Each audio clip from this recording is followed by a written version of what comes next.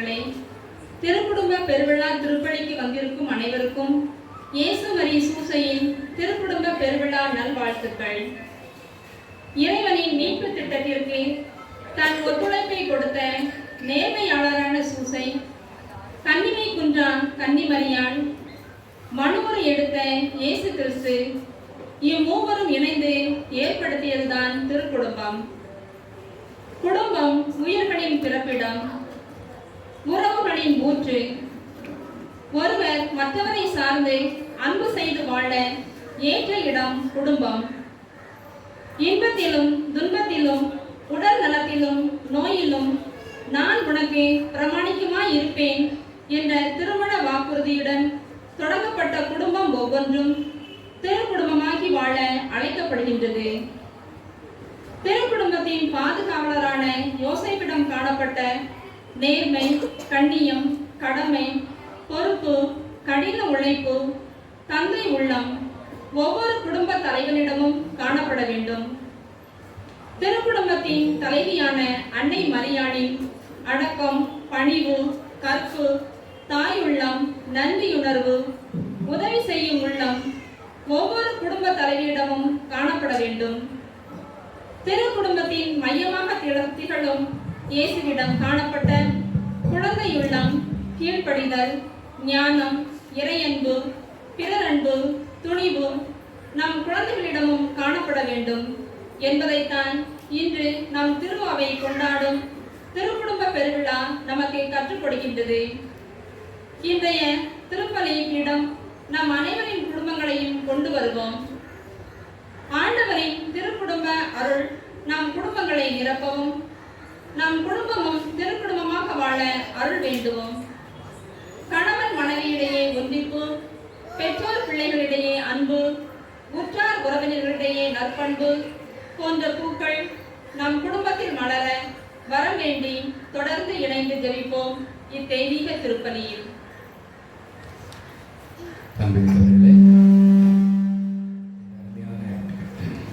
நாளிலே நாம் அனைவரும் ஒரே குடும்பமாக கூடியிருக்கின்றோம். இன்று உலகம் முழுவதும் திருக்குடும்ப சபை திருவிழாவை சிறப்பு செய்கின்றது. நமது ஊரிலே நாம் புதிதாக திருக்குடும்ப சபையை உருவாக்கி ஆரம்பித்திருக்கிறோம். இந்த ஆண்டு முதல் இது சிறப்பாக செயல்படும். எனவே குறிப்பாக இந்த திருப்பலியிலே ஒவ்வொரு குடும்பங்களுக்காகவும் ஒப்பு கொடுப்போம். அத்தோடு இந்த திருக்குடும்ப சபையினுடைய வளர்ச்சிக்காகவும் இதில் எடுக்கக்கூடிய எல்லா முயற்சிகளையும் நிறைவாக ஆசீர்வதிக்கும்படியாகவும் நாம் இந்த திருப்பலியிலே வேண்டிக் கொள்வோம். அத்தோடு இணைந்து மரியமாணிக்கம், மரியம்மாள், ஞானப்பழம் இவர்களின் ஆண்மலை பாற்றிலாக ஒப்பு கொடுக்கப்படுகிறது. அன்புமிக்க சகோதர சகோதரிகளே, நம் திருமலுக்கு நினைவாக நம்மீது தெளிக்கப்படும் தமது படைப்பாகிய தண்ணீரை புனிதப்படுத்தி அருளுமாறு நம் கடவுளாகி ஆண்டவரை கெஞ்சி மன்றாடுவோமாக.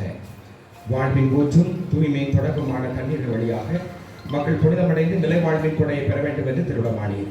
இத்தண்ணீரை புனிதப்படுத்திட உம்மை தாழ்மையாய் வேண்டுகிறோம். தண்ணீர் வளம் பெற அதில் உப்பட வேண்டும் என்று இறைவாக நெல்சா வழியாக கற்பித்தீர். உமது படைப்பு பொருளாக இந்த உப்பை பரிவிறக்கத்துடன் புனிதப்படுத்திட உம்மை தாழ்மையாய் வேண்டுகிறோம். ஆண்டவரை உப்பு கலந்த தண்ணீர் தெளிக்கப்படும் இடமெல்லாம் தீயோனின் தாக்குதல் அனைத்தும் தோல்வியை செய்கிறாக. உன் தூய ஆவியார் உடனிருந்து எங்களை இடையராது காத்தருள்வாராக. எங்கள் ஆண்டவராகிய கிறிஸ்து வழியாக மன்றாடுகிறோம். ஆமென்.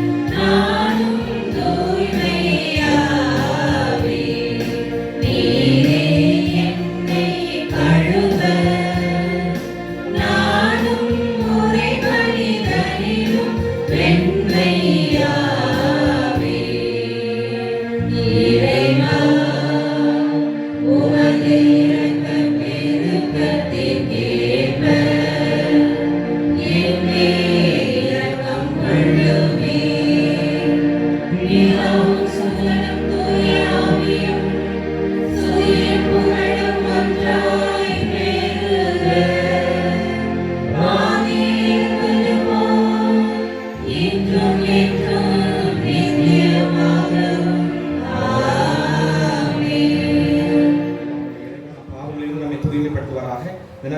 மன்றாடத்தின் வழியாக அவர் தம்முடைய ஆட்சியின் விருதில் பங்கோடு நம்மை தகுதி பெற செய்வாராக. ஆமென்.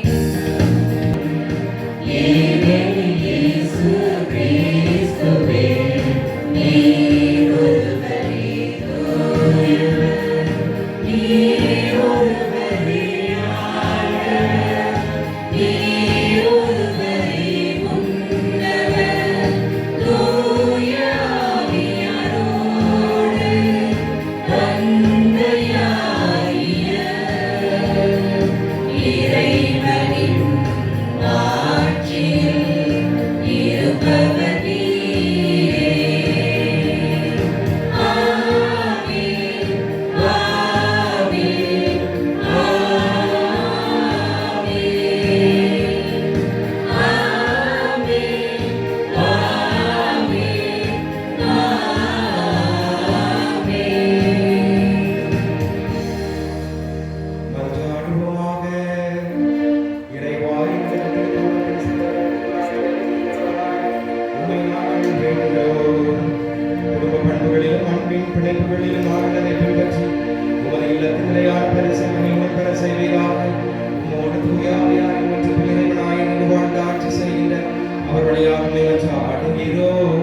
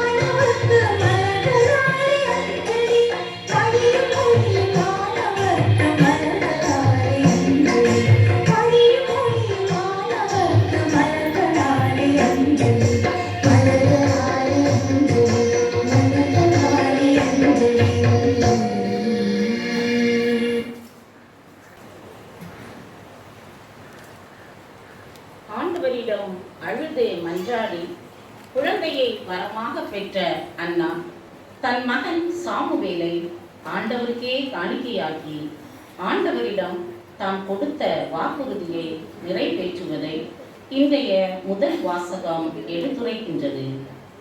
வாக்குமாறாத இறைவனிடம் நாமும் கொடுத்த வாக்குறுதியை நிறைவேற்ற தீர்மானம் எடுத்தவாறு இன்றைய முதல் வாசகத்தை கவனமுடன் கேட்போம். உரிய காலத்தில் அன்னா கருவுற்று ஒரு மகனை பெற்றெடுத்தார். நான் அவனை ஆண்டவரிடமிருந்து கேட்டேன் என்று சொல்லி அவர் அவனுக்கு சாமுவேல் என்று பெயரிட்டார். எல்கானாவும் அவர் வீட்டார் அனைவரும் ஆண்டவருக்கு தங்கள் ஆண்டுபடியையும் பொருத்தனையும் செலுத்த சென்றார்கள். ஆனால் அன்னா செல்லவில்லை. அவர் தம் கணவரிடம், பையன் பால்குடி மறந்ததும் அவனை எடுத்து செல்வேன், அவன் ஆண்டவர் திருமுன் சென்று என்றும் அங்கே தங்கியிருப்பான் என்று சொன்னார். அவன் பால்குடி மறந்ததும் அண்ணா அவனை தூக்கி கொண்டு 3 காளை 20 படி அளவுள்ள ஒரு மரக்கால் மாவு, ஒரு தோல் பை, திராட்சை ரசம் ஆகியவற்றுடன் சீலோவிலிருந்து ஆண்டவரின் இல்லத்திற்கு வந்தார். அவன் இன்னும் சிறு பையனாகவே இருந்தான். அவர்கள் காளியை படித்த பின் பையனை ஏரியிடம் கொண்டு வந்தார்கள். பின் அவர் கூறியது, என் தலைவரே, உம் மீது ஆணை, என் தலைவரே, உம் முன் நின்று ஆண்டவரிடம் வேண்டிக் கொண்டிருந்த பெண் நானே. இப்பையனுக்காகவே நான் வேண்டிக் கொண்டேன். நான் ஆண்டவரிடம் விண்ணப்பித்த என் வேண்டுகோளை அவர் கேட்டருளினார். ஆகவே நான் அவனை ஆண்டவருக்கு அர்ப்பணிக்கிறேன். அவன் தன் வாழ்நாள் அனைத்தும் ஆண்டவருக்கே அர்ப்பணிக்கப்பட்டவன். அங்கே அவர்கள் ஆண்டவரை தொழுதார்கள்.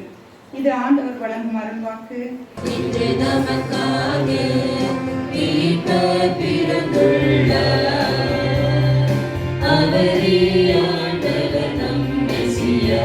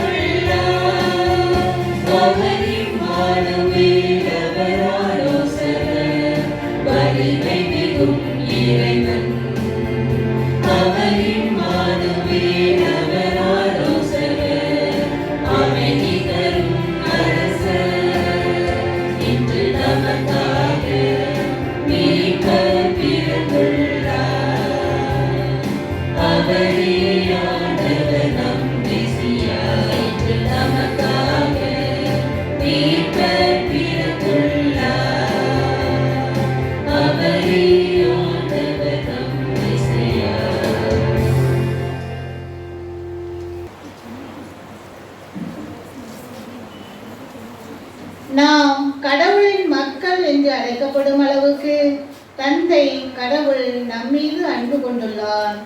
கடவுளின் அன்பை பெற்றுக்கொண்ட நாமும் கடவுளின் கட்டளைப்படி ஒருவர் மற்றவரிடம் அன்பு செலுத்தி அவருக்கு உகந்தவற்றையே செய்ய அழைப்பு விடுக்கும் இன்றைய இரண்டாம் வாசகத்தை கவனமுடன் கேட்போம்.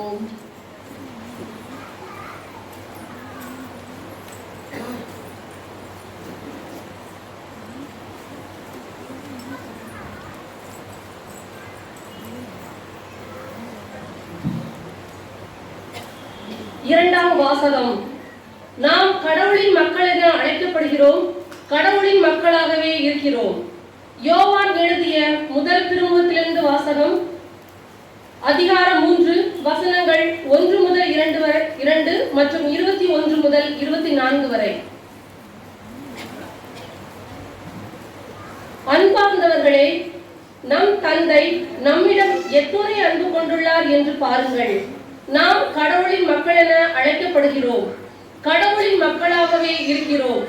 உலகம் அவரை அறிந்து கொள்ளாததால் தான் நம்மையும் அறிந்து கொள்ளவில்லை. என் அன்பார்ந்தவர்களே, இப்போது நாம் கடவுளின் பிள்ளைகளாய் இருக்கிறோம். இனி எத்தன்மையராய் இருப்போம் என்பது இன்னும் வெளிப்படவில்லை. ஆனால் அவர் தோன்றும் போது நாமும் அவரை போல் இருப்போம். ஏனெனில் அவர் இருப்பது போல் அவரை காண்போம். அன்பார்ந்தவர்களே, நம் மனச்சான்று நாம் குற்றவாளிகள் என தீர்ப்பளிக்காது இருந்தால் நாம் கடவுள் திருமுன் உறுதியான நம்பிக்கை கொண்டிருக்க முடியும். அவரிடம் நாம் எதை கேட்டாலும் பெற்றுக்கொள்வோம். ஏனெனில் அவர் கட்டளைகளை கடைபிடிக்கின்றோம். அவர் திருமுன் அவருக்கு உகந்தவற்றையே செய்து வருகிறோம்.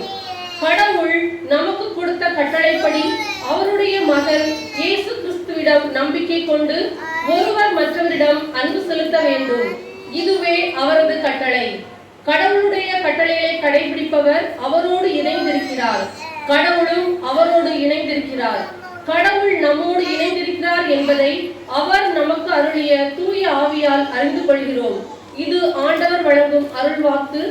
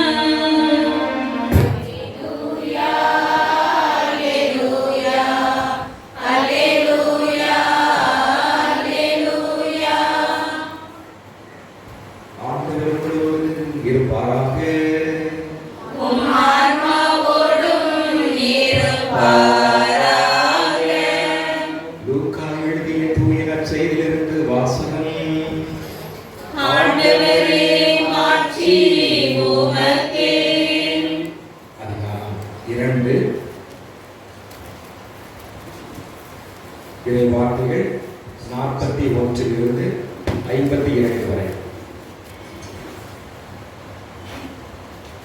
ஆண்டுதோறும் இயேசுவின் பெற்றோர் பாஸ்கா விழாவை கொண்டாட எருசலேமுக்கு போவார்கள். இயேசுவுக்கு 12 வயது ஆன போது வழக்கப்படி விழாவை கொண்டாட எருசலேம் சென்றனர். விழா நாட்கள் முடிந்து அவர்கள் திரும்பிய போது சிறுவன் இயேசு எருசலேமில் தங்கிவிட்டார். இது அவருடைய பெற்றோருக்கு தெரியாது. பயணியர் கூட்டத்தினர் அவர் இருப்பார் என்று எண்ணினர். ஒரு நாள் பயணம் முடிந்த பின்பு உறவினர்களிடையேயும் அறிமுகமானவர்களிடையேயும் அவரை தேடினர். அவரை காணாததால் அவரை தேடிக்கொண்டு எருசலேமுக்கு திரும்பி சென்றார்கள். 3 நாட்களுக்கு பின் அவரை கோவிலில் கண்டார்கள். அங்கே அவர் போதகர் நடுவில் அமர்ந்து அவர்கள் சொல்லுவதை கேட்டுக்கொண்டும் அவர்களிடம் கேள்விகளை எழுப்பிக் கொண்டும் இருந்தார். அவற்றை கேட்ட அனைவரும் அவருடைய புரிந்து கொள்ளும் திறனையும் அவர் அளித்த பதில்களையும் கண்டு மலைத்து போயினர். அவருடைய பெற்றோரும் அவரை கண்டு வியப்பில் ஆழ்ந்தனர். அப்பொழுது அவருடைய தாய் அவரை நோக்கி, மகனே, ஏன் இப்படி செய்தாய்? இதோ பார், உன் தந்தை நானும் உன்னை மிகுந்த கவலையோடு தேடிக் கொண்டிருந்தோமே என்றார். அவர் அவர்களிடம், நீங்கள் ஏன் என்னை தேடினீர்கள்? நான் என் தந்தையின் அலுவல்களில் ஈடுபட்டிருக்க வேண்டும் என்பது உங்களுக்கு தெரியாதா என்றார். அவர் சொன்னதை அவர்கள் புரிந்து கொள்ளவில்லை. பின்பு அவர் அவர்களுடன் சென்று நாசரேத்தை அடைந்து அவர்களுக்கு பணிந்து நடந்தார். அவருடைய தாய் நிகழ்ச்சிகளெல்லாம் தமது உள்ளத்தில் பதித்து வைத்திருந்தார். இயேசு ஞானத்திலும் உடல் வளர்ச்சியிலும் இருந்து கடவுளுக்கும் மனிதனுக்கும் உகந்தவராக வாழ்ந்திருந்தார். ஆண்டவரின் அருள் வாக்கு. கிறிஸ்துவே உமக்கு புகழ்.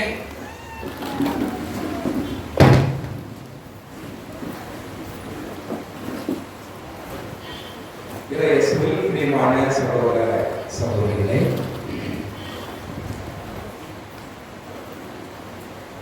ஒரு அரசர் தனது நாட்டை சிறப்பாக ஆண்டு வந்தார்.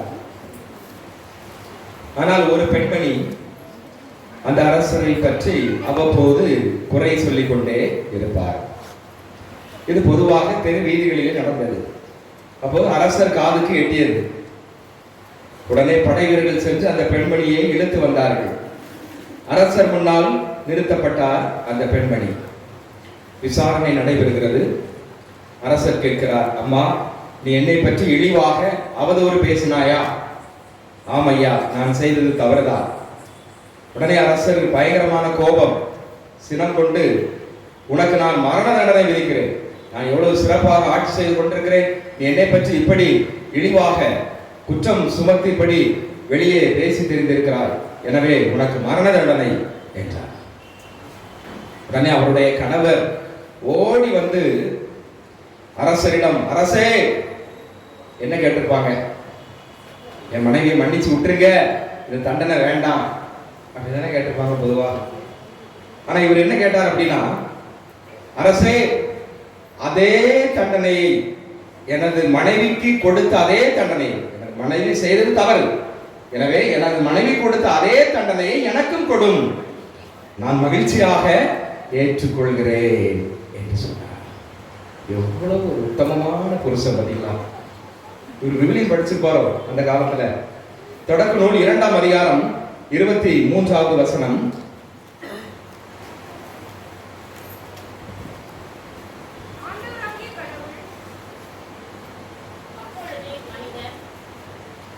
பொழுது மனிதன், இதோ இவளே என் எலும்பின் எலும்பும் சதையின் சதையுமாக இருக்கிறார்.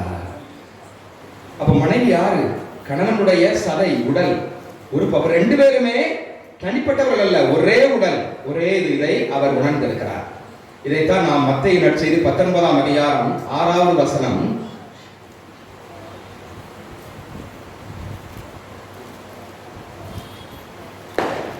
இனி நீங்கள் இருவர் அல்ல, ஒரே உடல், கடவுள் இணைத்ததை மனிதர் பிரிக்காதிருக்கட்டும். அப்ப அந்த அரசர் காலத்திலே அந்த கணவர் பைபிளை படிச்சிருக்கிறார். நாம டெய்லி பைபிளை கையில வச்சிருக்கிறோம், நம்ம டெய்லி படிக்கிறோம். ஆனா குடும்பத்திலே, இன்றைய குடும்பங்களிலே கணவன் மனைவிக்கிடையே உண்மையான அன்பு, பாசம், நட்புறவு இப்படி இருக்கிறதா? என்ன, மனைவி செய்த தவறை கணவன் எனக்குள் நானே ஏத்துக்கிடுறேன், நான் தண்டனை ஏத்துக்கிடுறேன் அப்படின்னு சொல்லி தயாராக இருப்பாங்களா? அதே போல கணவன் செய்த தவறை, கணவன் ஏதாவது கொள்ளையடிச்சு வந்திருப்பான், அவனுக்கு தண்டனை கிடைக்கும், 6 மாசம் ஜெயில். மனைவி வந்து நானே ஏத்துக்கிடுறேன் அப்படின்னு சொல்லுவாங்களா? இல்ல, ரொம்ப கடினம், அப்படித்தானே? ஆனால் இதுதான் உண்மையான குடும்பம். இந்த தாய் திருச்சபையானது உலகம் முழுவதும் திருக்குடும்ப பெருவிழாவை கொண்டாடுகிறது. நமது ஊரிலே திருக்குடும்ப சபையை உருவாக்கி ஆரம்பித்து முதலாக திருக்குடும்ப சபையை உருவாக்க நாம் எல்லோரும் ஒருங்கே கூடியிருக்கின்றோம். எனவே திருக்குடும்பத்திலே நிலவக்கூடிய ஒரு பண்பு என்பது இதுதான். இவள் என் எலும்பின் எலும்பும் சதையின் சதை, இணை இருவர் அல்ல, ஒரே உடல். எனவே கணவன் மனைவி 2 பேர் வேற வேற ஆள் இல்ல, 2 பேர் ஒரே ஒருத்தர். இந்த ஒரு மனநிலையை நாம் குடும்பத்திலே பின்பற்றி ஆக வேண்டும். இன்னைக்கு அப்படி இல்லை, நீ வேற நான் வேற, நீ வேற குடும்பத்தை சார்ந்தவன், நான் வேற குடும்பத்தை சார்ந்தவன், நீ ஆம்பளை நான் பொம்பளை, அந்த வேறுபாடோடு பார்க்கிறோம். நீ 1 லட்ச ரூபாய் சம்பளம் வாங்குற, நான் 50,000 ரூபாய் சம்பளம் வாங்குறேன். அப்ப அது இல்லாமல் நம்ம 2 பேரும் ஒன்றுதான் என்று நாம் செயல்படும் பொழுது ஒரு சிறப்பான ஒரு குடும்பமாக அது இருக்கும். யோவான் நற்செய்தி 15ஆம் அதிகாரம் 13வது வசனம். தம் நண்பர்களுக்காக உயிரை கொடுப்பதை விட சிறந்த இந்த உலகத்தில் கிடையாது.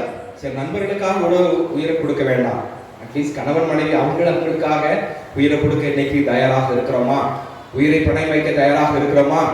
இல்ல, நீ செய்யறதுதான் தப்பு, நான் செய்யறது சரி அப்படின்னு சொல்லிட்டு மாறி ஒருத்தரை சண்டை போட்டு நீ சொல்லி நான் கேட்கறதா, நான் சொல்லி நீ கேட்கறதா அப்படிங்கிற மாதிரி இன்னைக்கு குடும்பங்களிலே நிறைய பிளவுண்ட குடும்பங்களை நாம் பார்க்கின்றோம். எனவே இந்த திருக்குடும்ப சபை நாளிலே தெரியப்படுத்துவது அதுதான். திருமணமான அந்த தருணத்தில் இருந்து இனி இருவர் அல்ல, ஒரே உடல். எனவே ஒன்னில் நான் பாதி, எண்ணில் நீ பாதி, நான் என்னுள்ளும் நீ என்னுள்ளும் இருப்பது போல, அதே போல 2 பேருமே அப்படிப்பட்ட ஒரு மனநிலை வேண்டும். நீ வேற நான் வேற அப்படின்னு சொல்லி வேறுபடுத்தி பார்க்காமல் கணவன் மனைவி 2 பேரும் ஒரே குடும்பமாக ஒரே மனநிலையோடு நாம் சிந்திக்க செயல்பட அழைப்பு விடுக்கிறது இன்றைய நாள் திருப்பலியானது. யோவான் நற்செய்தி 15ஆம் அதிகாரம் 17வது வசனம்.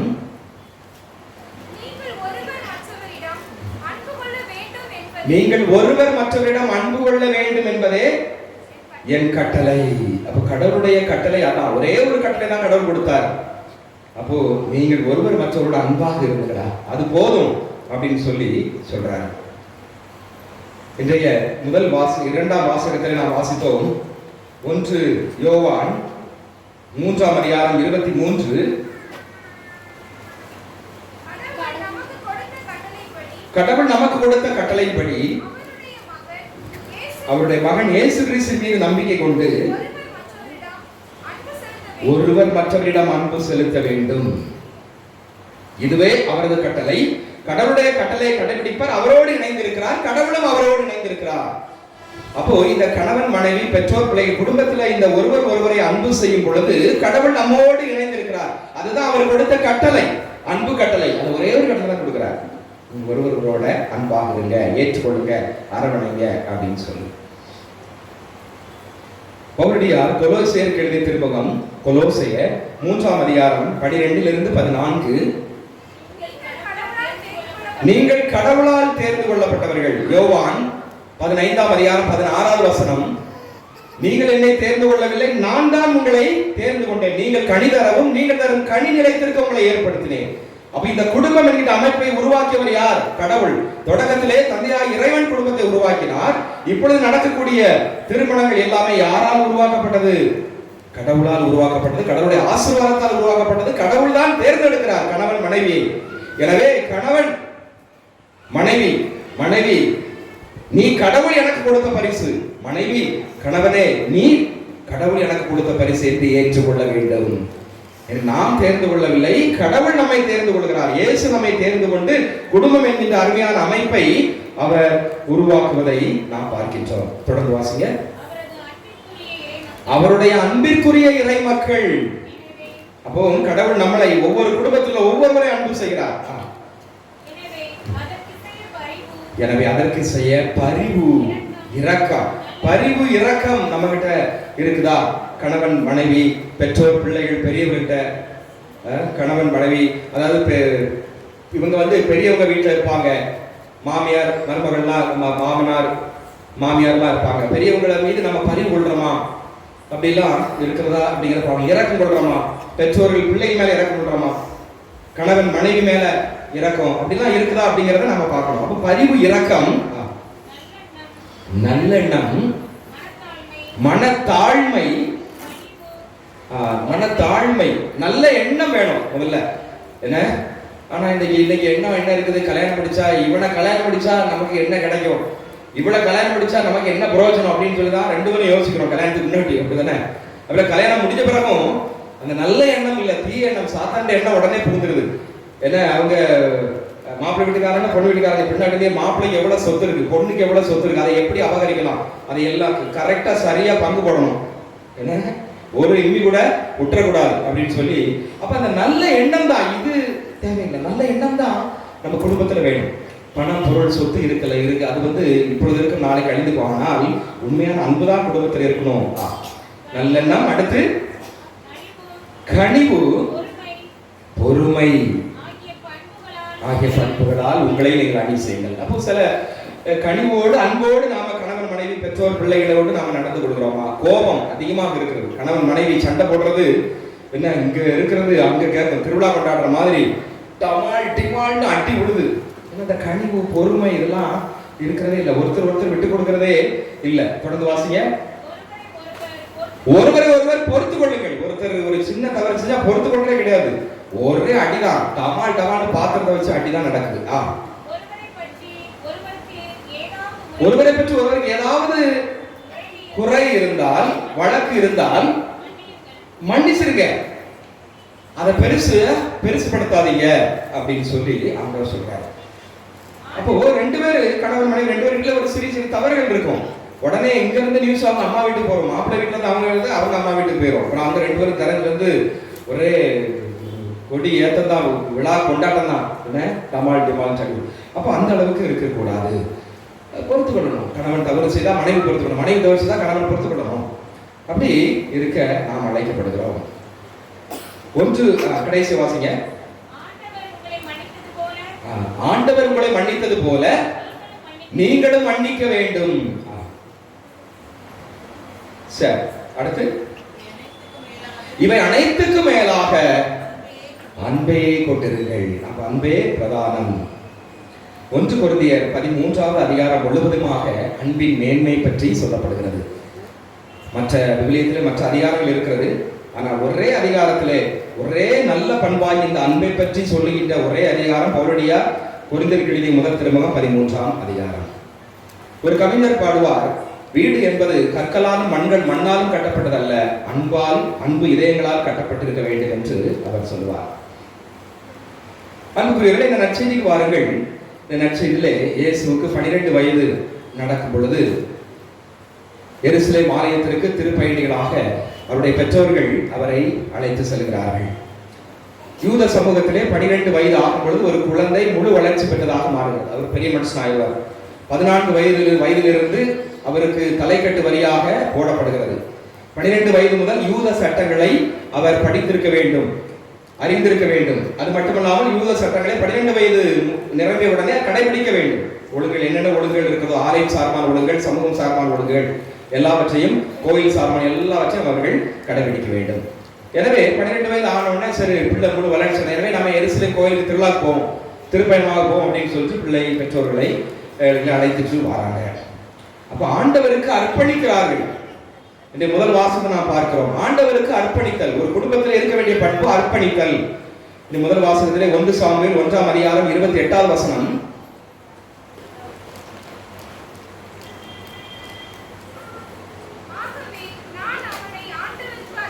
ஆகவே அண்ணா சொல்றாங்க, ஆகவே நான் அவனை சாமுவேலை ஆண்டவருக்கு நான் அர்ப்பணிப்பேன். அப்போ இந்த அண்ணா எல்கானா இவங்களுக்கு குழந்தை கிடையாது. ஆனா அண்ணா எப்படி இருந்தாங்க? அவங்க தன்னை வாழ்க்கையை அர்ப்பணிச்சிட்டாங்க. கோயிலே இருந்தாங்க, ஆண்டவருடைய பேழை முன்னாலே இருந்தாங்க, ஆண்டவருக்கு அருகிலே இருந்தாங்க. அப்ப எனக்கு குழந்தை கிடைப்பது வரை நான் இந்த கோயிலை விட்டு நீங்க மாட்டேன் அப்படிங்கிற ஒரு பிடிப்பு, அந்த நம்பிக்கையோடு இருந்தாங்க. குழந்தை கிடைச்சதா? கிடைச்சிருக்காங்க. அப்ப அந்த அண்ணாவுக்கு இருந்த எவ்வளவு ஒரு நம்பிக்கை, எவ்வளவு ஒரு அர்ப்பணித்தல். நான் ஆலயத்திலே இருப்பேன். அந்த காலத்துல இருப்பாங்க சிலர் ஆலயத்திலே இருந்து ஜெபம் பண்ணிக்கிட்டு அங்கேயே படிச்சுட்டு அங்கேயே உழைச்சு அங்கேயே கிடைக்கிறத சாப்பிட்டுட்டு இருப்பாங்க. அப்படி இல்லை, இருக்க முடியாது அப்படி. ஆனா அந்த பாருங்க, அந்த அர்ப்பணிப்பை பாருங்க. ஆலயத்திலே தன்னை அர்ப்பணித்து கொண்ட குழந்தை இல்லை, ஆனாலும் கூட ஆண்டவரை விட்டு விலகல. நம்ம குடும்பத்துல ஏதாவது ஒரு இழப்பு நடக்குது, கஷ்டம் நடக்குது, நெருடல் நடக்குது, நம்ம உடனே ஆண்டவரை விட்டு நவுண்டிருந்தோம்.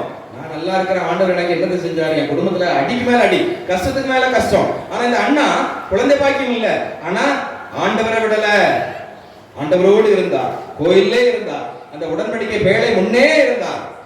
அதனால் அவர் அருமையான குழந்தையை பெற்றுக்கொண்டார். அப்போ ஆண்டவர் கொடுத்த இந்த குழந்தை, நான் அந்த குழந்தையை நான் ஆண்டவருக்கு அர்ப்பணிச்சிருந்தேன் அப்படின்னு சொல்லி முழுவதுமாக ஆண்டவருக்கு அர்ப்பணித்தார். எனவே கணவன் மனைவி தங்களுக்கு திருமணத்தின் முக்கிய நோக்கம் ஒருவரை முழுமையாக கையடித்தல், அர்ப்பணித்தல். ஆண்டவருக்கு தங்களை முழுமையாக அர்ப்பணித்தல். ஆண்டவருக்கு அர்ப்பணிக்கணும் கணவன் மனைவி. அப்படி இருக்கிறோமா? இல்ல. அன்னைக்கு ஏதோ கல்யாணத்துக்கு இதுல சொன்ன கேட்ட வார்த்தைகள் நச்சதையோட சரி, அதோட சரி. அப்ப ஆண்டவருக்கு முழுமையாக அர்ப்பணிக்கின்றோம். ஒரு குடும்பத்தை ஆண்டவருக்கு, கடவுளுக்கு அர்ப்பணிக்கின்ற குடும்பம் அது நீடூடி வாழும், ஆசீர்வாதம் பெற்ற ஒரு சிறந்த தலையாய குடும்பமாக மாறும் என்பதில் எல்லளவும் சந்தேகம் இல்லை. திருப்பாடல் 84:4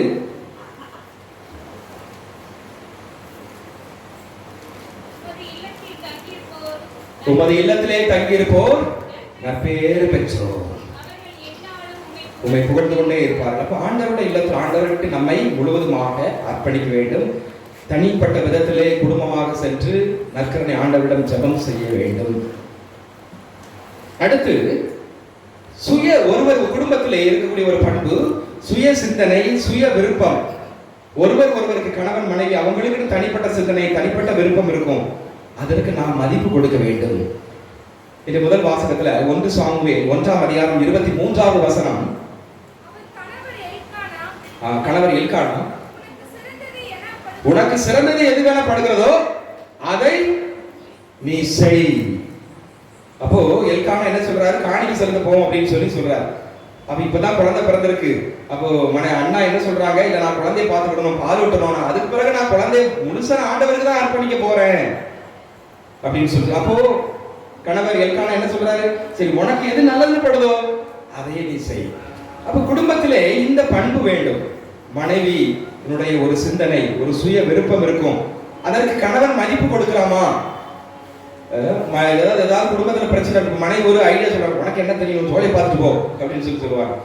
அப்படியே பெண்களை மனைவிமார்களை அடக்கி வைத்திருக்கக்கூடிய இன்றும் சில குடும்பங்கள் இருக்கிறது.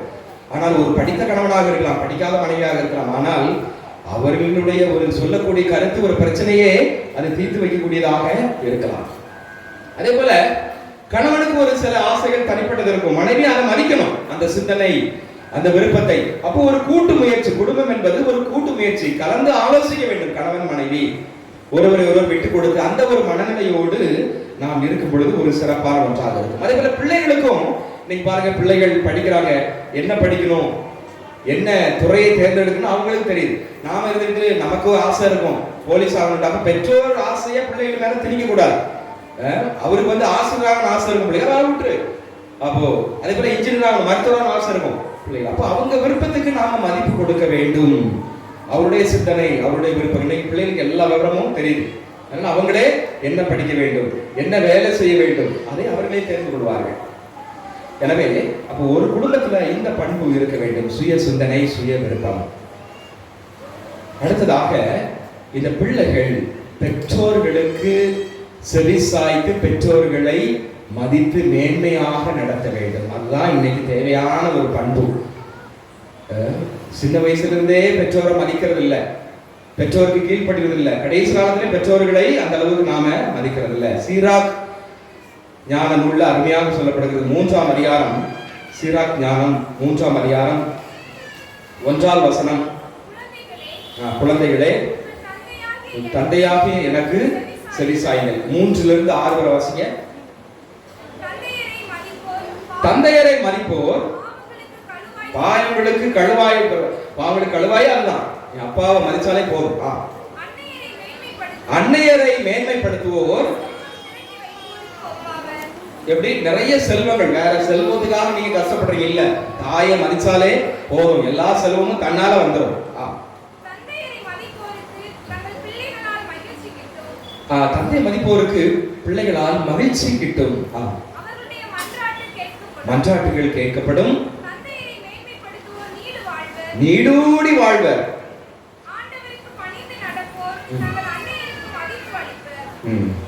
அப்ப பாருங்க, பெற்றோர்களுக்கு மதிப்பு கொடுத்து அவங்களை சிறப்பா வச்சிருந்தா நமக்கு வேற எந்த இதுவுமே இல்லை, நம்ம வாழ்க்கை சீரும் சிறப்புமாக மகிழ்ச்சியாக இருக்கும். எபேசியர் 6ஆம் அதிகாரம், எபேசியர் 6ஆம் அதிகாரம் 1லிருந்து 3. பிள்ளைகளே, உங்கள் பெற்றோருக்கு கீழ்ப்படியுங்கள், ஆண்டவருடைய அடியாருக்கு இதுவே ஏற்புடையது. தந்தை தாயும் மதித்து நட. அப்போ முதலாவது கட்டளை, 2வது கட்டளை அதுதான். அப்போ பிள்ளைகள் பெற்றோர்களை கணம் செய்ய வேண்டும், மதிப்பு கொடுக்க வேண்டும், மரியாதையோடு நடக்கணும், அவங்க சொல்லுக்கு கீழ்ப்படிய வேண்டும். அடுத்து, இதனால் நீ நலம் பெறுவாய், மண்ணுலகில் நீடூடி வாழ்வாய். தொடர்ந்து, தந்தையர்களே பிள்ளைகளுக்கு எரிச்சல் மூட்டாதீங்க. நிறைய நேரத்தில் நம்ம கோவப்படுறோம், பெற்றோர் அம்மா அப்பா பிள்ளைகள் மேல ரொம்ப கோவப்பட்டு கடினமான வார்த்தைகளால் திட்டுகிறோம், வேற எங்கேயோ உள்ள பிரச்சனையை பிள்ளைகள் மேல திணிக்கிறோம். பிள்ளைகளை எப்படி திருத்தணும்னு சொல்லி அழகாக சொல்றாரு. அடுத்து வாசிங்க. ஆண்டவருக்கு ஏற்ற முறையில் கண்டித்து திருத்துங்கள். கண்டிக்கணும், கண்டிப்பு தேவை, ஆனால் ஆண்டவருக்கு ஏற்ற முறையில் கண்டித்து திருத்துங்கள் பிள்ளைகளை அப்படின்னு சொல்லி பெற்றோர்களுக்கு அறிவுரையாக அருமையாக சொல்லுவதை நாம் பார்க்கிறோம். மேலே நாட்டிலே இரவு 8 மணிக்கு தொலைக்காட்சியிலே செய்தி, அந்த 8 மணி தலைப்பு செய்திகளுக்கு முன்னால் முதல்ல செய்தி வாசிப்பவர் இப்படிதான் கேட்பார், இப்போது உங்கள் குழந்தை எங்கே என்ன செய்து கொண்டிருக்கிறார், இப்போது உங்கள் குழந்தை எங்கே என்ன செய்து கொண்டிருக்கிறார். இதை நாம பெற்றோர்கள் அவ்வப்போது இதை நம்ம நினைச்சுக்கிறோமா, இப்போ நம்ம பிள்ளை என்ன செஞ்சுட்டு இருக்கோம், அது எங்கேயா போய் ஆடமாட்டு நினைச்சிட்டு இருக்கோம். நம்ம அப்ப பிள்ளைகள் மேல் உள்ள அப்போ அதை நாம கவனிக்கணும். நம்ம பிள்ளைகள் சிறு பிள்ளைகள் இருக்கும் பொழுதே பயனுள்ள முறையிலே பெற்றோர்கள் பிள்ளைகளை உருவாக்க வேண்டும், வளர்க்க வேண்டும். அன்னை மரியாள் சூசேப்பை அருமையாக வளர்த்தெடுத்தார்கள். லூக்கா நற்செய்தி 2ஆம் அதிகாரம் 40வது வசனம். லூக்கா 2:40. குழந்தை வளர்ந்து வலிமை பெற்று ஞானத்தால் நிறைந்து கடவுளுக்கு உகந்ததாக இருந்தது. அப்ப குழந்தை இயேசு பாலன், அன்னை மரியாள், சூசேப்பர் வளர்ந்த பிள்ளை அறிவிலும் ஞானத்திலும் முழு வளர்ச்சி பெற்று வளர்ந்து கடவுளுக்கு உகந்த பிள்ளையாக இருந்தது. அப்ப பெற்றோர்கள் பிள்ளைகளை இப்படி உருவாக்கணும். விவேகானந்தர், நரேந்தர்னா அவர் சின்ன பையனா இருக்கும்போது அவர் வீட்டுல வச்ச பேர். அப்ப நரேந்தர் விவேகானந்தர் சின்ன பையனா இருக்கும்போது அவங்க அப்பாட்ட கேட்பார், அப்பா நீ என்ன வளர்க்குறிய அப்படின்னு சொல்லி எனக்கு என்ன சேர்த்து வச்சிருக்கிய அப்படின்னு சொல்லி கேட்டார். அப்போ அவருடைய அப்பா, விவேகானந்தருடைய அப்பா, பையனை கூட்டு போய் முகம் பார்க்கின்ற கண்ணாடி முன்னால் விடுறார். இதோ பார், இதுதான் நான் சேர்த்து வச்சிருக்கிறேன். அவன் பார்க்கறான், புரியல. நம்ம ரொம்ப அழகா இருக்கமே, நல்ல வலிமையா இருக்கிறோம், நல்ல அறிவோட ஆற்றலோட நல்ல அன்பா இவ்வளவு பொலிவா இருக்கிறோமா? அதுதான். அப்போ ஒரு பெற்றோர் ஒரு பிள்ளைக்கு இடத்தையோ பொருளையோ செல்வத்தையோ பணத்தையோ சேர்த்து வைப்பதை விட எதை சேர்த்து வைக்க வேண்டும்? நல்ல பண்புகளை சேர்த்து வைக்க வேண்டும். நம்ம லூக்கால வாசம். எப்படி அன்னை மரியாள், சூசேப்பர் இயேசுவை எப்படி வளர்த்தாங்க? அறிவிலும் ஞானத்திலும் கடவுளுக்கு வந்த பிள்ளையாக. அப்ப கடவுளுக்கு வந்த பிள்ளையாக நாம வளர்த்தெடுக்கின்றாலே அந்த செல்வம், அந்த பொருள், பணம் எல்லாமே பின்னால வந்துடும். அப்போ ஒரு பிள்ளைகளை நாம வளர்க்கும் பொழுது அன்பிலும் பண்பிலும் இறைவனுக்கு வந்த பிள்ளையாக நல்ல ஒழுக்கங்களோடு நாம் பிள்ளைகளை வளர்க்க நாம் அறிவுறுத்தப்படுகிறோம். எனவே அன்புக்குரியவர்களே, இந்த அருமையான நாளிலே திருக்குடும்ப பெருவிழாவிலே நாம் அனைவரும் ஒரே குடும்பமாக இருக்கிறோம். எனவே இத்தகைய பண்புகளை நமது குடும்பத்திலே அணி செய்து அன்பின் குடும்பமாக இயேசு மரி சூசையை போல நல்ல ஒரு முன்மாதிரியான குடும்பமாக வாழ வர வேண்டி இந்த வழிபாட்டிலே பங்கெடுப்போம். ஆமென்.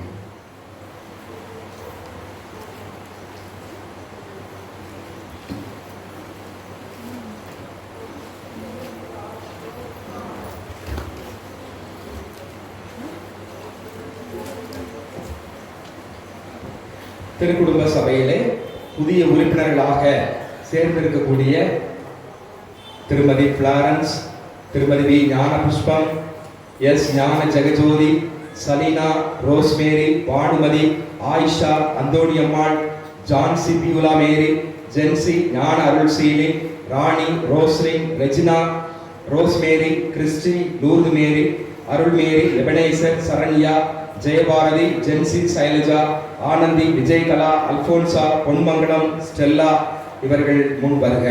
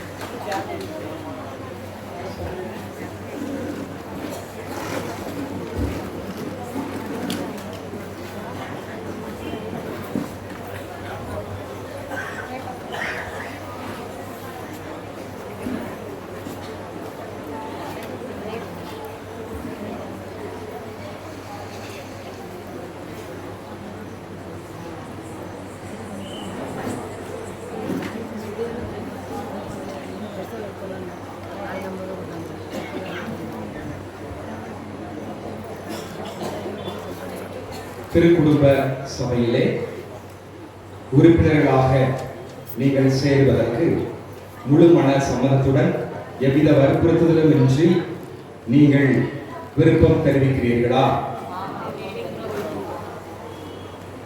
திருக்குடும்ப சபை உறுப்பினர்களாக விருப்பம் தெரிவித்த நீங்கள் சபை கூட்டத்திலே பங்கெடுத்தல், சபையினுடைய ஒழுங்குகளை கடைபிடித்தல் மற்றும் சபையினுடைய பொறுப்பாளர்களுக்கு முழு ஒத்துழைப்பு கொடுத்து திருக்குடும்ப சபையினுடைய வளர்ச்சிக்கும் ஒட்டுமொத்த நோக்கத்திற்கும் நீங்கள் முழு ஒத்துழைப்பு கொடுத்து திறம்பட நிறைவேற்றுவேன் என்று உறுதி கூறுகிறீர்களா? சபையினுடைய நோக்கங்களாகிய குடும்பங்களுக்காக ஜெபித்தல், உறவு சிக்கல் உடைந்த குடும்பங்களை ஒன்று சேர்க்க முயற்சி எடுத்தல், இன்னும் உலகிலுள்ள எல்லாவற்றிற்காகவும் சிறப்பாக ஜெபித்தல், இங்கே இதனுடைய நோக்கங்களை நிறைவேற்றுவோம் என்று உறுதி கூறுகிறீர்களா? திருக்குடும்ப சபையின் தலைவர்களான சூசேப்பர், அன்னை மரியாளினுடைய நற்பண்புகளை நீங்கள் உங்களது பண்புகளாக்கிக் கொண்டு அதன்படி வழி நடப்பீர்களா? இயேசு, மரி, சூசை இந்த திருக்குடும்பத்தின் முன்மாதிரியை பின்பற்றி நீங்களும் முன்மாதிரியான குடும்பங்களாக திகழ்வீர்களா? திருக்குடும்ப சபையின் பொறுப்பாளர்களுக்கு முழு ஒத்துழைப்பு கொடுத்து சபையுடைய வளர்ச்சிக்கு பாடுபட உழைப்பீர்களா? திருச்சபை முன்னிலை நீங்கள் தெரிவித்த சம்மதத்தின்படி, உறுதிப்பாட்டின்படி திருச்சபை சார்பாக உங்களை திருக்குடும்ப சபையிலே உறுப்பினர்களாக பெயரை எழுதிக் கொள்கிறேன். பங்கு தந்தை என்ற முறையிலே உங்களை திரு குடும்ப சபையினுடைய உறுப்பினர்களாக முழு அங்கீகாரம் தெரிவித்து இந்த சபையிலே சேர்த்துக் கொள்கிறோம். இப்பொழுது நாடா மந்திரித்து உங்களுக்கு அணியப்படுகிறது.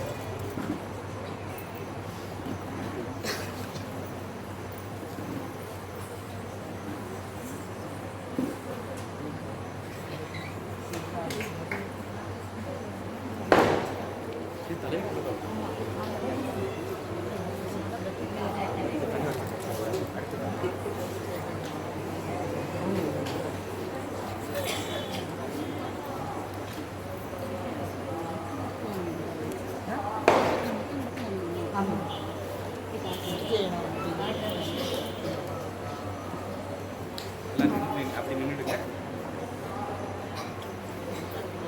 அப்படி முன்னாடி பண்ணி வாங்க.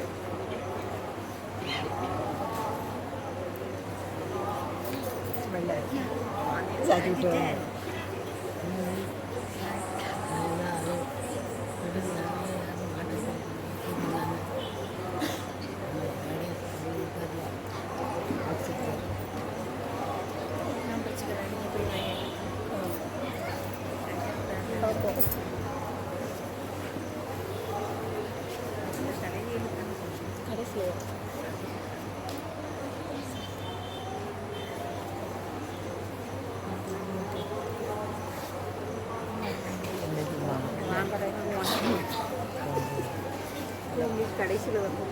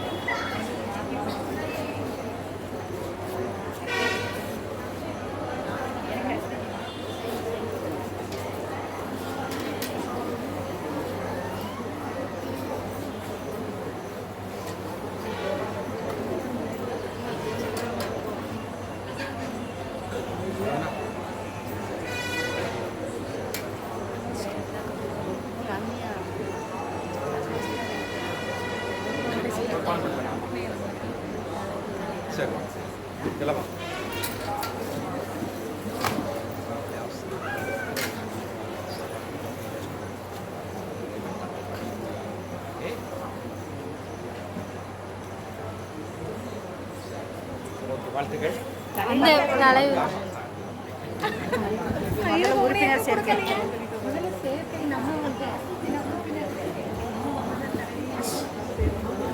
திருக்குடும்ப சபையின் பொறுப்பாளர்களாக தேர்வு செய்யப்பட்டிருக்கக்கூடியவர்கள் தலைவர் திருமதி எம் செலஸ்டின் ஹேமலதா, செயலர் திருமதி அல்போன்ஸ் மேரி, பொருளர் திருமதி எஸ் ஜோஸ்பின் முன்பர்கள். திருக்குடும்ப சபையின் பொறுப்பாளர்களாக நீங்கள் முழு மன சம்மதத்துடன் எவ்வித வற்புறுத்தலுமின்றி இந்த சபையினுடைய பொறுப்புகளை தலைமையேற்று நடத்துவதற்கு முழு விருப்பம் தெரிவிக்கிறீர்களா? சபை கூட்டத்திலே முழுமையாக பங்கெடுத்தல், சபையினுடைய ஒழுங்குகளை சரிவர கடைபிடித்தல் மற்றும் சபையிலே உள்ள உறுப்பினர்கள் ஒவ்வொருவரையும் ஒருங்கிணைத்து அரவணைத்து செல்லுதல் போன்ற கடமைகளை நீங்கள் சரிவர செய்வேன் என்று உறுதி கூறுகிறீர்களா? சபையினுடைய நோக்கங்களான குடும்பங்களுக்காக ஜெபித்தல், உறவு சிக்கல், உடைந்த குடும்பங்களை ஒன்று சேர்க்க முயற்சி எடுப்பேன் என்று உறுதி கூறுகிறீர்களா? திருக்குடும்ப சபையின் தலைவரான சூசைபிரண்ண மரியாளினுடைய பண்புகளை நீங்கள் உமது பண்புகளாக மாற்றி அதன்படி வழி நடப்பீர்களா?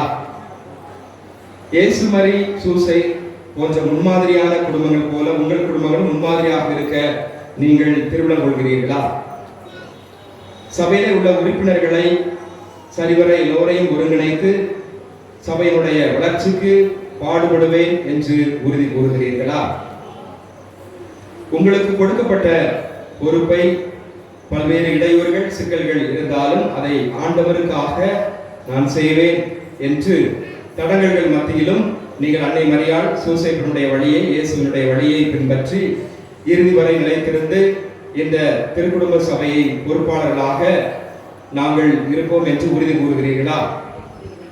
திருச்சபையின் முன்னாடி நீங்கள் தெரிவித்த சம்மதம் மற்றும் உறுதிப்பாட்டை உறுதி செய்து திருச்சபை சார்பாக உங்களுடைய திருக்குடும்ப சபையினுடைய பொறுப்பாளர்களாக திருச்சபை சார்பாக அங்கீகாரம் செய்து அதனுடைய குறிப்பேட்டிலே உங்களுடைய பெயர்களை எழுதிக் கொள்கிறேன்.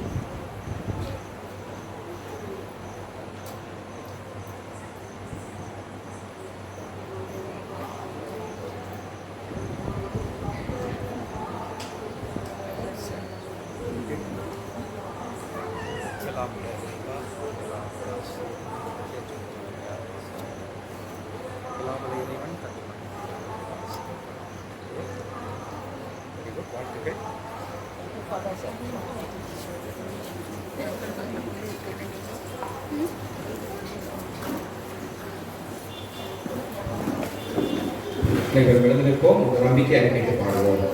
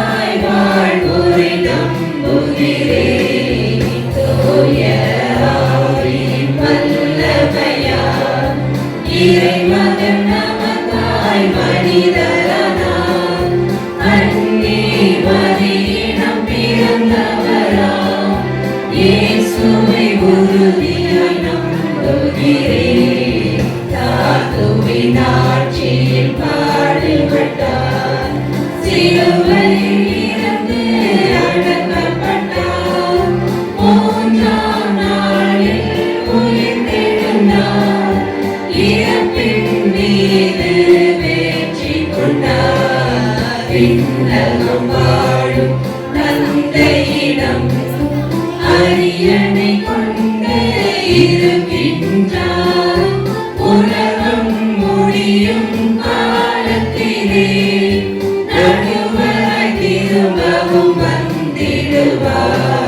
தூய ஆவியாரை நம்புகிறேன்.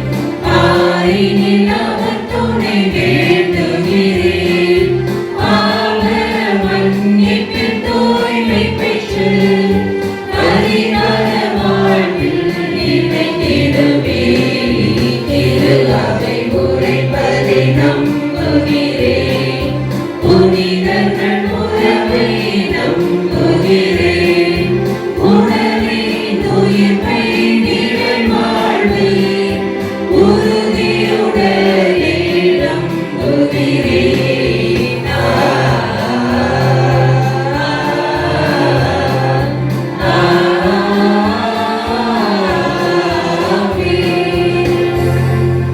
அன்புமிக்கவர்களே, மற்றாடிகள் விண்ணப்பங்களை ஆண்டவரிடம் சொல்லி வேண்டுவோம்.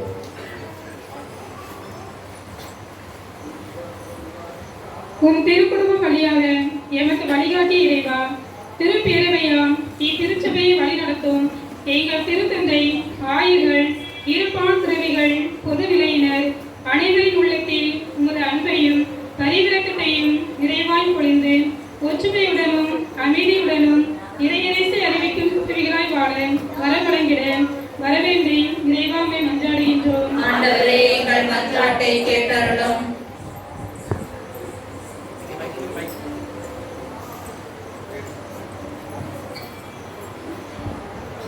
கீழ்ப்படுதலின் மகிமையே உன் திருக்குடும்பத்தின் வழியாகி உணர்த்திய என் இறைவா, எங்கள் குடும்பங்களில் இறைமகன் வாழ்ந்து காட்டிய அதே வழியை நாங்களும் கடைபிடித்து எங்கள் குடும்பங்கள் கோவிலாய் ஒளிந்திட எமக்கு சுயநலமற்ற அன்பும் அடுத்து இருப்பவர்களிடம் நட்பும் பாராட்டும் நல்ல உள்ளங்களையும் தர வேண்டும் என்று இறைவா உம்மை மன்றாடுகின்றோம். ஆண்டவரே, எங்கள் மன்றாட்டை கேட்டருளும்.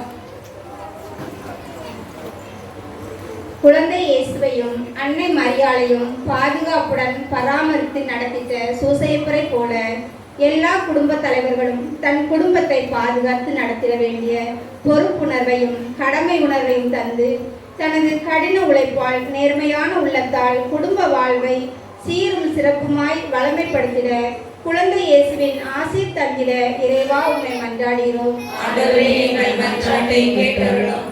குழந்தை இயேசுவை பெற்றெடுத்த மகிழ்வில் இருக்கும் அன்னை மரியாதை போல எல்லா தாய்மார்களும் குடும்பத்தை மகிழ்விக்கும் சவாலை சந்திக்க மன வலிமையையும் உடல் பலமும் எளிய உள்ளமும் பெற்றிட குழந்தை இயேசுவின் ஆசிரை அவர்களுக்கு தந்தரல வேண்டும் என்று இறைவா உம்மை மன்றாடுகின்றோம். ஆண்டவரே, எங்கள் மன்றாட்டை கேட்டருளும்.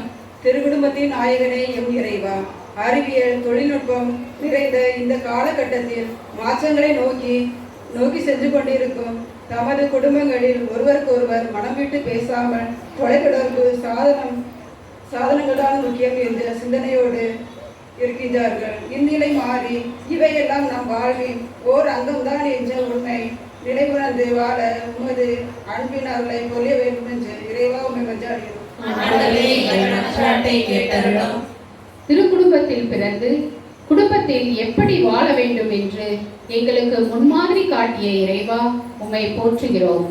இன்று பல்வேறு காரணங்களால் பிரிந்து வாழும் குடும்பங்களையும், வறுமையில் வாழும் குடும்பங்களையும், நோயினால் வேதனைப்படும் குடும்பங்களையும், போரில் விபத்தில் இயற்கை பேரிடரால் உறவுகளை இழந்து தவிக்கும் குடும்பங்களையும், போதை பழக்கங்களுக்கு அடிமையாகி சீரழிந்த குடும்பங்களையும் உம் பாதத்தில் ஒப்புக் கொடுக்கிறோம்.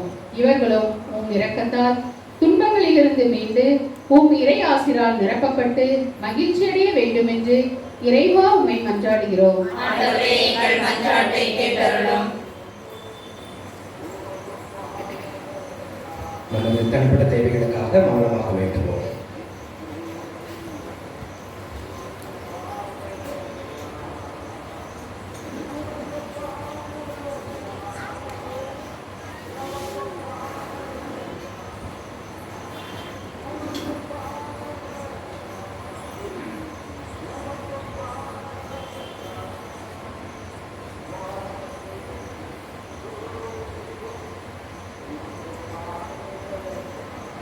என்று வாழ்நிலையாக நிறைவா இதோ ஒரு பிள்ளைகளாக நாம் அனைவரும் விரும்பி கேட்ட மன்றாட்டுகளை தயவாக ஏற்றங்களுக்கு தந்திட வேண்டும் என்று எங்கள் ஆண்டவராகிய கிறிஸ்துவின் மன்றாடுகிறோம். ஆமென்.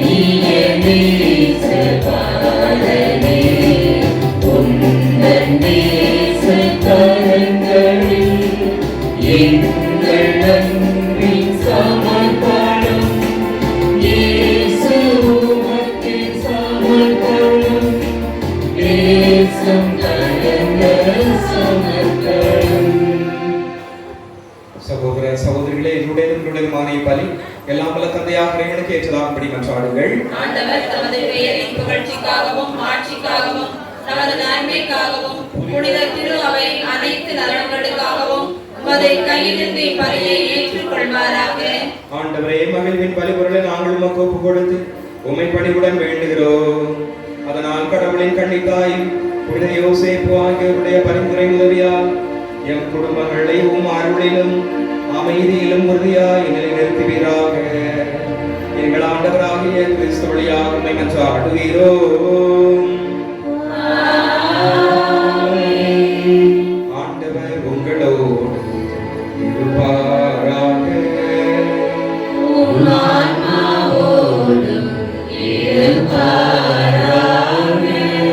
எங்களை மேலே எழுப்புங்கள்.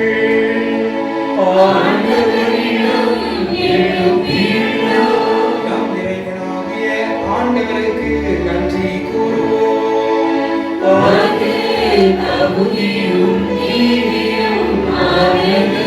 ஆண்டவரே, தூயவரான தந்தை, என்று இறைவா, என் ஆளுமை விடத்தில் நாங்கள் மகன் செலுத்துவது மெய்யாகவே தகுதியும் நீதியுமாகும். எங்கள் கடமையை மீட்புக்குரிய செயலுமாகும். இறைவாக்கினர் அனைவரின் திருவுரைகள் கிறிஸ்துவை முன்னறிவித்தன. சொல்லல் கரிய அன்புடன் கண்ணித்தாய் அவரை தம் திருவயிற்றில் தாங்கினார். அவர் வரவிருக்கிறார் என யோவான் அறிவித்தார். வந்தபின் அவரை சுட்டிக்காட்டினார்.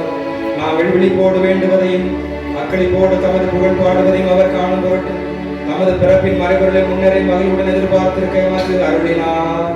ஆகவே வானதூதர் புனித நடைகளோடு சேர்ந்து நாங்களது மகிமையை புகழ்ந்து முடிவின்றி பாடுவதாவது.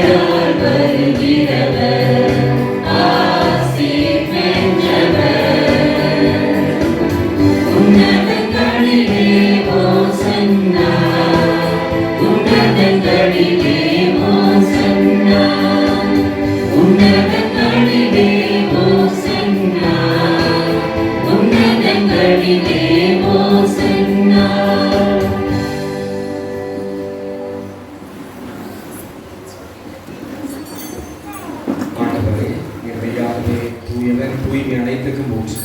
ஆகவே ஆவியை பொழிந்து இக்காணிக்கைகளை தூய்மைப்படுத்த வருகிறோம். இவ்வாறு ஆண்டவர் இயேசு கிறிஸ்துவின் உடல் இரத்தமுமாக எங்களுக்கு இவை மாறுபடுவாக. அவர் பாடுபட உளம் கணிந்து தம்மை கையளித்த போது அப்பத்தை எடுத்து நன்றி செலுத்தி அதை பிட்டு தம் சீடருக்கு அளித்து கூறியதாவது: அனைவரும் இதிலிருந்து பெற்று உண்ணுங்கள், ஏனெனில் இது உங்களுக்காக கையளிக்கப்படும் என் உடல்.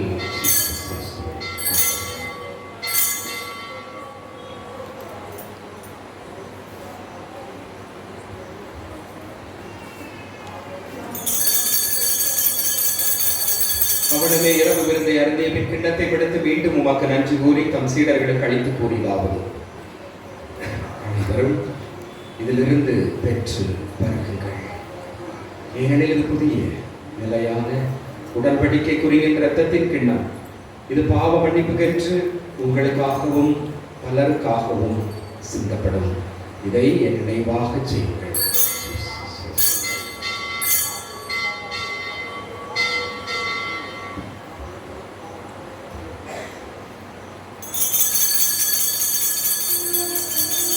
நம்பிக்கையின் மறைபொருள்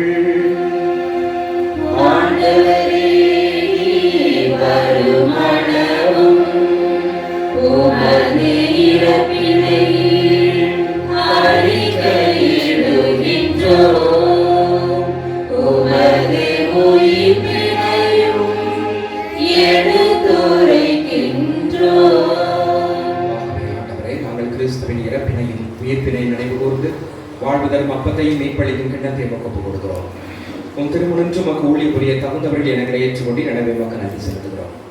மேலும் கிறிஸ்துவின் உடலிலும் இரத்தத்திலும் பங்கு கொள்ளும் எங்களை தூய் ஆவியால் ஒன்று சேர்க்க வேண்டும் என உண்மை தாழ்மையுடன் என்றாடுகிறோம். ஆண்டவரே, உலகெங்கு பரவியிருக்கும் ஒரு திரு அவை நினைவு கூர்ந்தருளும். எங்கள் திருத்தந்தை பிரான்சிஸ், எங்கள் ஆயர் ஸ்டீபன், எல்லா திருமணியர்களாய் அனைவரோடும் ஒரு திரு அவை அன்பில் நிறைவு பெறச் செய்திருக்கும். மேலும் உயிர்த்தெழும் எதிர்நோக்குடன் தூய்மைப்படும் எங்கள் சகோதர சகோதரிகளையும் இறந்தோர் அனைவரையும் இரக்கத்துடன் நினைவு கூர்ந்தும் ஒரு திருமுக ஒளியுடைய ஏற்றலும் எங்கள் அனைவரும் மீதும் இரக்கமாயும். கடவுளின் கண்ணி தாயான புனித மரியா, அவருடைய கணவரான புனித யோசேப்பு, புனித திருத்தூதர்கள், இவ்வுலகில் மகவுந்தவராய் இருந்தோர் ஆகிய புனிதர் அனைவருடனும் நாங்கள் நிலை வாழ்வில் பங்கொள்ளும் தகுதி பெற்று உம் திருமகன் இயேசு கிறிஸ்து வழியாக நம்மை புகழ்ந்தேத்து மரமருள நம்மை மன்றாடுகிறோம். இவர் வழியாக இவரோடு இவரை எல்லாம் இறைவனாகிய தந்தையே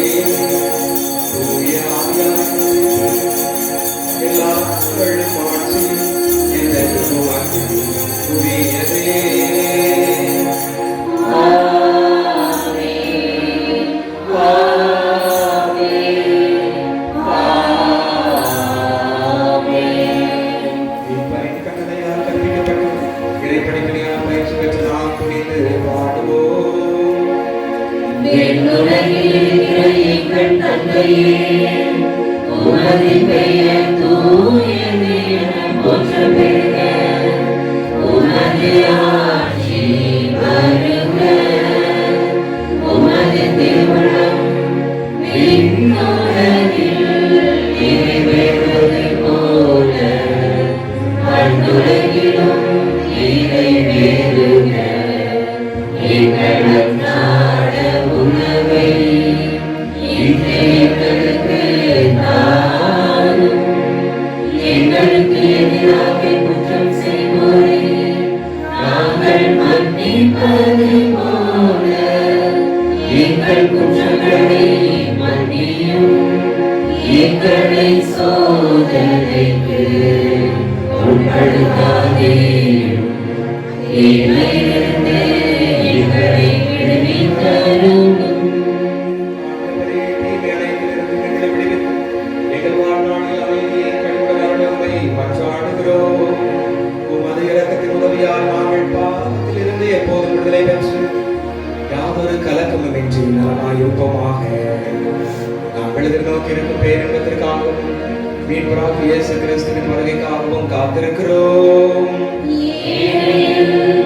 ஆட்சியும் வல்லமையும் ஆட்சியும் என்றென்றும் உமதே.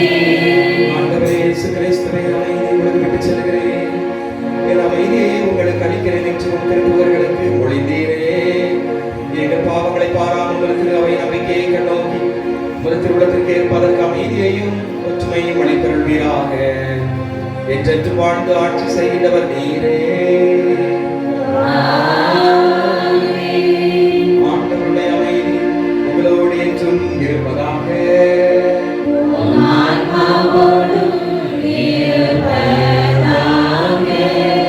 ஒருவருக்கொருவர் அமைதியை பகிர்ந்து கொள்வோம்.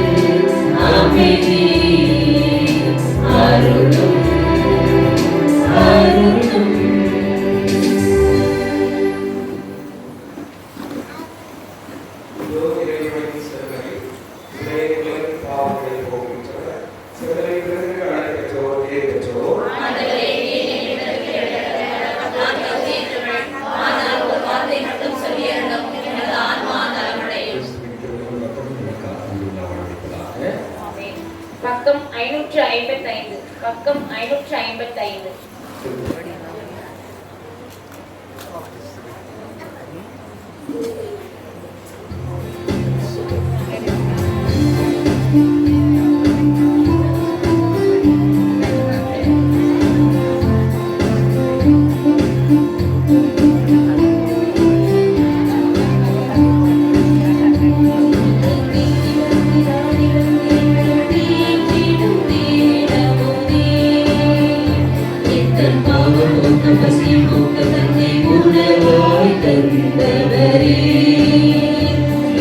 தேடி வந்து நாடி வந்து என்றும் தேற்றிடும் தேடனோரே. எந்த பாவ போக்கு வசிய போக்கு தன்னை உணவாய் தந்தவரே. உனக்காய் வருவாய் என்றுள்ளே அமைதி வருவாய் மனதிலே. அன்பாய் வருவாய் என்றுள்ளே அமைதி தருவாய் மனதிலே.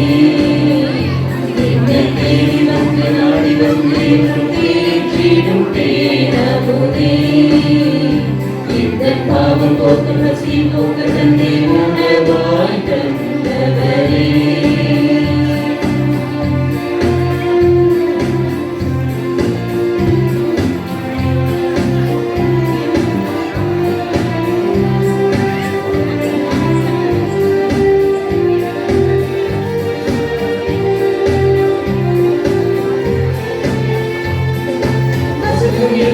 வாழ்வில் வீச விடியல் என்று என் வாழ்வில் காண உலகிற்கு வந்தவரே நன்மை என்று என் வாழ்வில் நிறைய உண்மை என்று என் வாழ்வில் ஒளிர உணவான அருள்தே வசந்தம் என்று என் வாழ்வில் வீச விடியல் என்று என் வாழ்வில் காண உலகிற்கு வந்தவரே நன்மை என்றும் என் வாழ்வில் நிறைய உண்மை என்றும் என் வாழ்வில் ஒளிர உணவாக அருள்வருந்தே அன்பாய் வருவாய் எங்களுள்ளே அமைதி தருவாய் மனதினிலே அன்பாய் வருவாய் எங்களுள்ளே அமைதி தருவாய் மனதினிலே என்னை தேடி வந்து நாடி வந்து என்றும் தேற்றிடும் தேனமுதே இந்த பாவ போக்கு பசி போக்கு தந்தை உணவாய் தந்தவரே